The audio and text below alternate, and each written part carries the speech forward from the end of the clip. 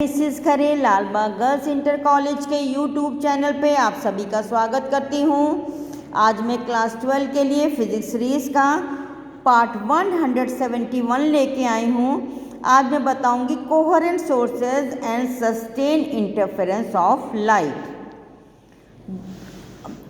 कलाबद्ध source, उसके पहले हम बता रहे हैं दो स्वतंत्र प्रकाश स्रोतों से व्यतिकरण असंभव है। तो देखिए, हम दो स्वतंत्र स्रोत जैसे दो बल्ब अथवा दो मोमबत्तियों को किसी पर्दे के सामने रखकर पर्दे पर व्यतिकरण पैटर्न प्राप्त नहीं कर सकते। इसका कारण ये है कि सोर्सों द्वारा उत्सर्जित प्रकाश तरंगों के बीच कलांतर स्थिर न रहकर बदलता रहता है। अतः पर्दे के किसी भी बिंदु पर प्रकाश की तीव्रता भी बदलती रहती है। अर्थात उसी बिंदु पर कभी तीव्र प्रकाश होता है तो कभी अंधेरा होता है। ये परिवर्तन इतनी तेजी से होता है कि हमारी आँख दृष्टि निर्बंध परसिस्टेंस ऑफ विजन के कारण इसे देख नहीं पाती। हमारे आँख पर 1/10 सेकेंड तक प्रभाव रहता है पहले वाले का। अतः आँख को प्रत्येक बिंदु पर प्रकाश की तीव्रता एक समान प्रतीत होती है, अर्थात व्यतिकरण पैटर्न दिखाई नहीं पड़ता।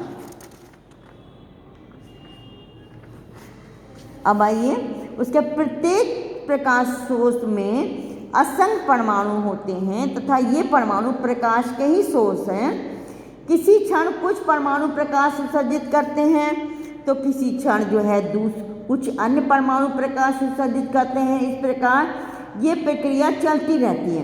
अतः प्रकाश सोर्स से आने वाली प्रकाश तरंग एक अविरत तरंग नहीं होती, बल्कि विभिन्न परमाणुओं द्वारा उत्सर्जित स्पंद तरंगों से मिलकर पल्स वेव से मिलकर बनी होती है।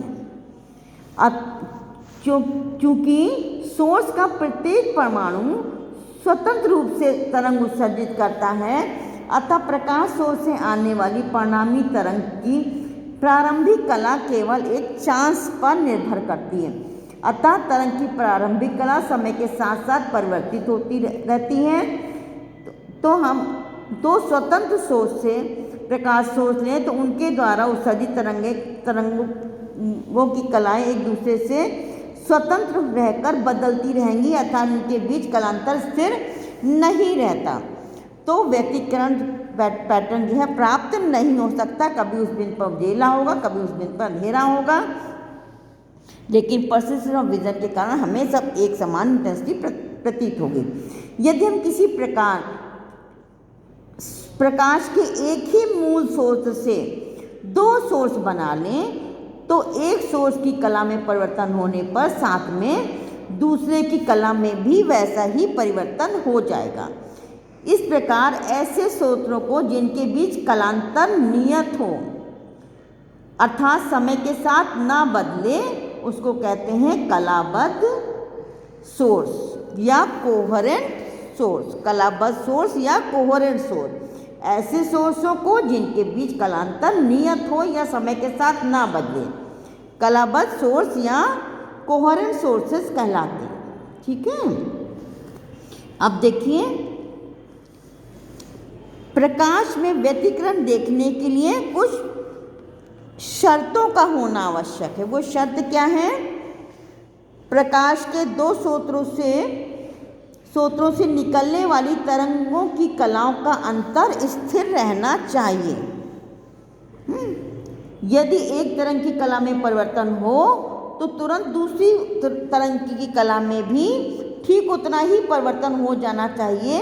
ये तभी संभव है जबकि प्रकाश के दोनों सोर्स किसी विशेष विधि द्वारा एक ही मूल सोर्स से उत्पन्न किए गए हों, अर्थात प्रकाश सोर्स कलाबद्ध हों। ठीक है। व्यतिकरण पैटर्न देने के लिए पहली शर्त ये हो गई। दूसरी क्या है? दोनों तरंगों की तरंगदैर्घ्य अथवा आवृत्तियाँ बराबर होनी चाहिए। ऐसा नहीं होगा, अगर तरंगदैर्घ्य और आवृत्तियाँ बराबर नहीं होंगी तो तरंगों की कलाओं का अंतर स्थिर नहीं रहेगा। तीसरा है, दोनों तरंगों के आयाम बराबर अथवा लगभग बराबर होने चाहिए।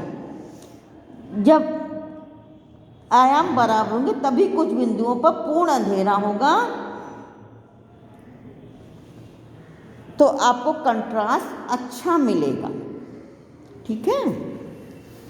प्रकाश फिर है फोर्थ पॉइंट है, प्रकाश के दोनों स्रोत एक दूसरे के अति निकट होने चाहिए, जिससे पर्दे के किसी बिंदु पर पथांतर अधिक ना हो जाए, वरना फ्रिंजों के बीच की दूरी कम हो जाएगी और हो सकता है फ्रिंजेस ना दिखे।